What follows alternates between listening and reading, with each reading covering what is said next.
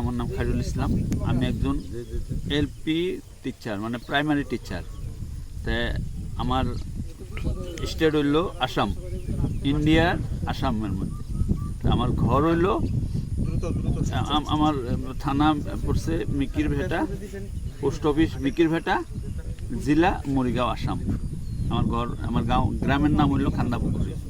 আমাগো মা বাবার আদিপুরুষ আমরা ইন্ডিয়ারই মানুষ, আদিপুরুষ আমরা ইন্ডিয়ার মানুষ। আমাকে এখানে সমস্ত আছে, বাড়িঘর আছে, মাটি বাড়ি আছে।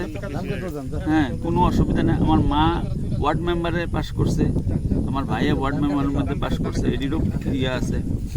তো কাগজপত্র মানে ডিটেনশন ক্যাম্পের তো কিছু কাগজে আনতে দেয় না। কালকা হঠাৎ করে ওই যে গত মে 23 মে আমার লই আইলো এসপি অফিসে, রাইটটা থানা থেকে এসপি অফিসে লই আইলো।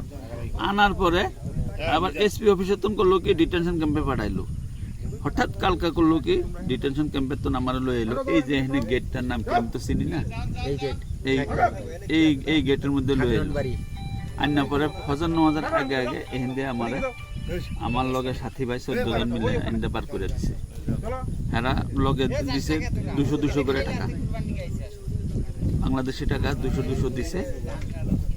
আর লাঞ্চ প্যাকেট দিছে, মানে টুপলা দিছে আর কি। আর খাওয়াইছেও এনে, এরা খাওয়াইয়া পরে প্রত্যেকের হাতে একটা পানির বোতল দিছে আর মানে লাঞ্চ প্যাকেট দিছে। এইভাবে আমরা ভারতের যে ক্যাম্পটা রাখছে ওই ক্যাম্পটার নাম কি? ভারতের সেই ক্যাম্পটার নাম হচ্ছে মাটিয়া, গোয়ালপাড়া ডিস্ট্রিক্ট। আচ্ছা, আপনাদের সবাইকে কি মারধর করছে? আমি যেন আইতে চাইতেছি না, তো মানে সময় মানে আমার খুব মারধর করছে। আচ্ছা, বিএসএফ মারধর করলো? বলে কি ওরা? ওরা বলতে আছে যে কিয় না যাও, যাবই লাগিব। আসামিজ ভাষায় কইলো যে যাবই লাগিব, তোর ঘৰত পচাই দিম, যাবই লাগিব। আমি বলো মই না যাওঁ, গ'লে মোৰ বেডিং আছে, মোৰ টকা আছে, আপোনালোকে টকা ৰাখি দিছে, 8,000 টাকা ৰাখি দিছে।